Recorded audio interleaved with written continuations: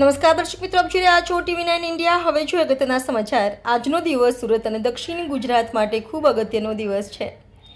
Economic plan of Surat economic રિજિયનનું launching મુખ્યમંત્રી ભૂપેન્દ્ર પટેલ તેમજ કેન્દ્રીય જળશક્તિ મંત્રી CR પાટીલની ઉપસ્થિતિમાં G+ હબનું લોન્ચિંગ કર્યું।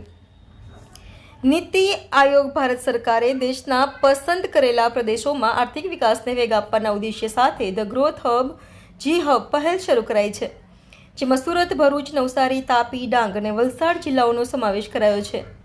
સુરત ઇકોનોમિક રિજન ACRના માસ્ટર પ્લાનનું લોન્ચિંગ કરવામાં આવ્યું હતું। લોન્ચિંગમાં માસ્ટર પ્લાનની ઓડિયો વિઝ્યુઅલ પ્રેઝન્ટેશન રજૂ કર્યું હતું। મુખ્યમંત્રી ભૂપેન્દ્ર પટેલનું સંબોધન કર્યું હતું। સુરત ઇકોનોમિક રિજિયન ACRના ગ્રોથ ડ્રાઈવર્સ પર સેક્યુલેટર સેમિનાર યોજાયો હતો। ગુજરાત છે એમ ગુજરાતનું ગ્રોથ એન્જિન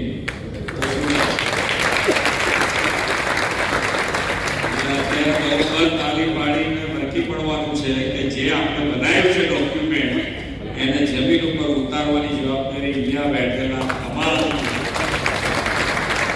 નક્કી તાલીમ પાડવી એટલી પાડી બધી બચાવી કે આપણે કામ કરવાનું છે। સરકાર તમારી સાથે છે, એમાં તમને ક્યાંય તકલીફ નહીં પડે।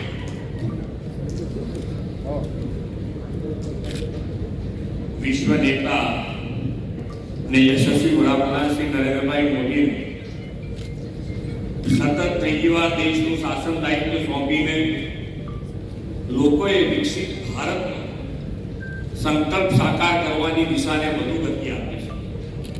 શ્રી નરેન્દ્રભાઈના સફળ શાસનકાળમાં ભારત વિશ્વની 5મી મોટી આર્થિક તાકાત બન્યું છે। હવે ત્રીજી ટર્મમાં તેમણે ભારતને ત્રીજી આર્થિક તાકાત બનાવવાનો સંકલ્પ કર્યો છે।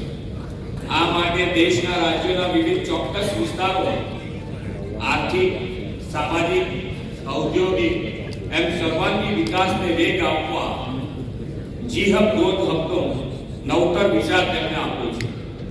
નીતિ આયોગના સહયોગથી આવા ગ્રોથ હબ માટેના આયોજનબદ્ધ માસ્ટર પ્લાન તૈયાર કરવામાં આવે છે। આજે દક્ષિણ ગુજરાતના સુરત ઇકોનોમી રિજિયનના સર્વાંગી અને આધુનિક વિકાસના ભવિષ્યલક્ષી આયોજનનું સુદીર્ઘ રોડમેપ એવા માસ્ટર પ્લાન લોન્ચિંગનો આજનો અવસર છે। દક્ષિણ ગુજરાતના વિસ્તારો મુંબઈથી નજીક હોવાના કારણે આર્થિક ઔદ્યોગિક ગતિવિધિના પ્રવૃત્તિના કેન્દ્રો રહ્યા છે। 1960માં જ્યારે ગુજરાત મહારાષ્ટ્રથી જુદું પડીને અલગ રાજ્ય બન્યું ત્યારે લોકો કહેતા કે માત્ર દરિયો, રણ અને ડુંગર ધરાવતું ગુજરાત